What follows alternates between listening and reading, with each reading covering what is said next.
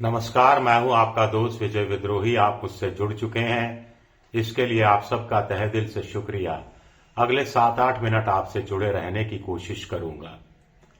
बिहार में अगर महागठबंधन चुनाव जीत भी जाता तो भी कांग्रेस चौथे नंबर की पार्टी होती और उसकी चर्चा हो नहीं रही होती।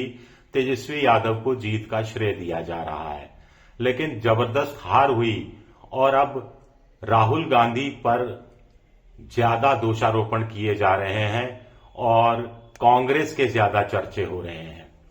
दो फ्रंट पर ज्यादा चर्चे हो रहे हैं। एक, प्रधानमंत्री नरेंद्र मोदी का कहना है कि राहुल गांधी के नेतृत्व वाली कांग्रेस में एक बड़ा विद्रोह होने वाला है और कांग्रेस में बहुत बड़ा विभाजन होने वाला है। दूसरा, पॉलिटिकल पंडितों का कहना है कि राहुल गांधी को अपनी चुनावी चाल बदल लेनी चाहिए या फिर राजनीति छोड़ देनी चाहिए। अब ये दोनों मामले क्या हैं, इसका अध्ययन करने की कोशिश करते हैं। अब प्रधानमंत्री नरेंद्र मोदी ने कहा कि कांग्रेस में बड़ा विभाजन होने वाला है। अब प्रधानमंत्री ने ये क्यों कहा?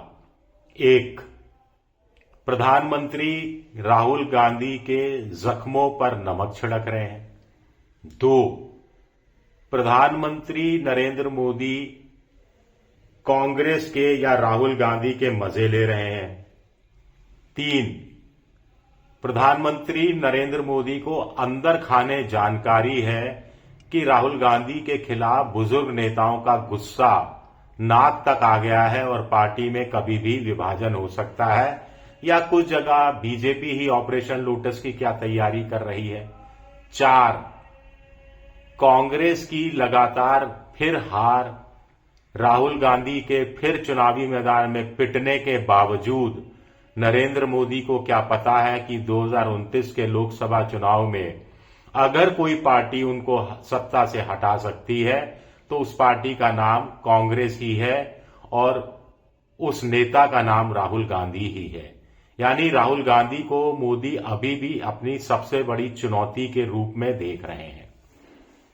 वैसे इसमें कुछ सच्चाई भी है। सच्चाई इस हिसाब से कि 2024 में बीजेपी को 23 करोड़ मिला था, लेकिन कांग्रेस पिट गई थी बुरी तरह से, 99 सीटों पर आ गई थी, फिर भी उसको वोट 13 करोड़ मिला था, जो पिछली बार से 47 सीटें ज्यादा थी। यानी 52-53 से बढ़कर कांग्रेस 99 तक पहुंची थी। बीजेपी 303 से घटकर 240 तक आई थी। मोदी भी जानते हैं कि 1-2 करोड़ ऊपर नीचे हुए वोटर, 1-2 करोड़ वोटर ऊपर नीचे हुए तो सीटों में तेजी से घटत बढ़त हो सकती है और बीजेपी को ज्यादा सीटों का नुकसान झेलना पड़ सकता है। तो राहुल गांधी पर चुन चुनकर जानबूझकर इस तरह के वार किए गए ताकि ये बताया जा सके कि राहुल गांधी सीरियस नेता नहीं है। 95 विधानसभा चुनाव जब से राजनीति में आए हैं हार चुके हैं, 56 साल के हैं, अब कोई युवा भी नहीं रहे हैं, 17-18 साल उनको राजनीति में हो गए हैं। खैर, इससे ज्यादा इंटरेस्टिंग है जो पॉलिटिकल पंडित कह रहे हैं। 5-6 पॉइंट जो मैंने पकड़े इधर उधर सोशल मीडिया में चल रहे हैं, उनके अनुसार राहुल गांधी 24/7 की राजनीति नहीं करते, उनको 24/7 की राजनीति करनी चाहिए।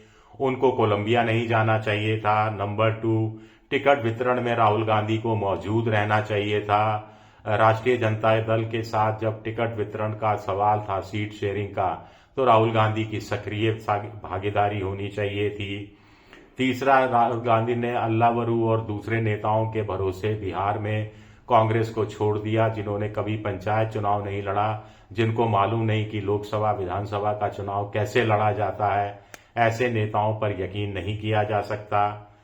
चौथा, राहुल गांधी ने वोट चोरी पर ज्यादा जोर दिया, बेरोजगारी और पलायन जैसे मुद्दों को छोड़ दिया उन्होंने करीब करीब। पांचवा, राहुल गांधी को संगठन पर जोर देना चाहिए। जब से भारत जोड़ा यात्रा के बाद उनकी इमेज सुधरी है, उनका राजनीतिक ऑरा, राजनीतिक कद बढ़ा है, तब से राहुल गांधी आंदोलन, जनता के बीच जाना, मुद्दों को उठाना, ये सारे काम कर रहे हैं, जिससे राहुल गांधी को तो व्यक्तिगत रूप से फायदा हो रहा है, इंडिया गठबंधन भी थोड़ा बहुत फायदे में आता दिख रहा है, लेकिन कांग्रेस की मूलभूत कमजोरियां दूर नहीं हुई हैं, जैसे खेमेबाजी है, गुटबाजी है अलग अलग प्रदेशों में, वो उस पर ज्यादा ध्यान राहुल गांधी को देना चाहिए। जैसे अभी मान लीजिए लेटेस्ट कर्नाटक का मुद्दा चल रहा है, 2.5 साल हो गए हैं सिद्धारमैया को, 80 साल के सिद्धारमैया है। डीके शिव कुमार ने अपने आप को लॉयल सिपाही के रूप में पेश किया है, आड़े वक्त में कांग्रेस की मदद करते रहे हैं। जब हिमाचल में सुक्खू सरकार पर संकट के बादल थे तो कर्नाटक से उन्हें ही भेजा गया था, उन्होंने ही मामला सुलझाया था। तो ये कर्नाटक में सिद्धारमैया को अच्छी विदाई देनी चाहिए और डीके शिव कुमार जैसे नेता को मुख्यमंत्री बना देना चाहिए, जो दक्षिण भारत के हेमंत बिस्वा शर्मा साबित हो सकते हैं, जो कर्नाटक, तेलंगाना, आंध्र प्रदेश, तमिलनाडु, केरल में कांग्रेस के लिए नई उम्मीदें जगा सकते हैं। लेकिन राहुल गांधी उस तरफ ध्यान देते दिख नहीं रहे। राहुल गांधी युवाओं के भरोसे हैं, युवा उनका साथ देते नहीं रहे हैं। कई युवा भाग गए छोड़कर, ज्योतिरादित्य सिंधिया चले गए, मिलिंद देवड़ा चले गए, आरपीएन सिंह चले गए। ऐसे लंबी नेताओं की एक सूची है जो राहुल गांधी की कांग्रेस छोड़कर चले गए, बावजूद उसके कि राहुल गांधी ने उनको जिम्मेदारियां दी, मनमोहन सिंह सरकार में मंत्री बनाया। इस बीच राहुल गांधी ने बुजुर्ग नेताओं की उपेक्षा की। अब राहुल गांधी को ऐसे बुजुर्ग नेताओं के सहारे की जरूरत है, उनकी राय मशवरे की जरूरत है, जिनको चुनाव जीतना आता है। भले ही वो अपने राज्य के अंदर चुनाव हारते रहे हों, लेकिन जिताते भी रहे हैं, अपने संगठन को भी मजबूत बनाते रहे हैं, अपने कार्यकर्ताओं में भी जोश भरते रहे हैं। 8वां पॉइंट की राहुल गांधी ने कई बार कहा रेस के घोड़े, बारात के घोड़े और लंगड़े घोड़े, लेकिन अभी तक वो पहचान नहीं कर पाए हैं कौन रेस का घोड़ा है और उसको कितना दौड़ाना है, तय नहीं है। बारात के घोड़ों का क्या उपयोग है, लंगड़े घोड़ों का भी क्या उपयोग हो सकता है, नहीं हो सकता है। इन चीजों को लेकर भी राहुल गांधी की नीति स्पष्ट नहीं है। राहुल गांधी कुल मिलाकर हार्वर्ड और ऑक्सफोर्ड यूनिवर्सिटी से जो पढ़कर आते हैं लड़के, उनसे ज्यादा प्रभावित होते हैं, जो जमीनी हकीकत जानते हैं, जो जानते हैं कि उत्तर भारत में कैसे चुनाव लड़ा जाता है, कैसे जातीय समीकरण जैसे जातीय गोटियां फिट कराई जाती हैं, ऐसे नेताओं की उपेक्षा करते हैं या फिर उनको ज्यादा तरजीह नहीं देते हैं, तो ऐसे नेता भी उदासीन हो जाते हैं। तो राहुल गांधी को कुल मिलाकर कुछ लोग कह रहे हैं अशोक गहलोत की जरूरत है, दिग्विजय सिंह की जरूरत है, भूपेंद्र हुड्डा जैसे नेताओं की जरूरत है। तो अलग अलग तरह की राय दी जा रही है। अब राहुल गांधी दोराहे पर खड़े हैं कि इत जाएंगे या उत जाएंगे, ये राहुल गांधी को तय करना है।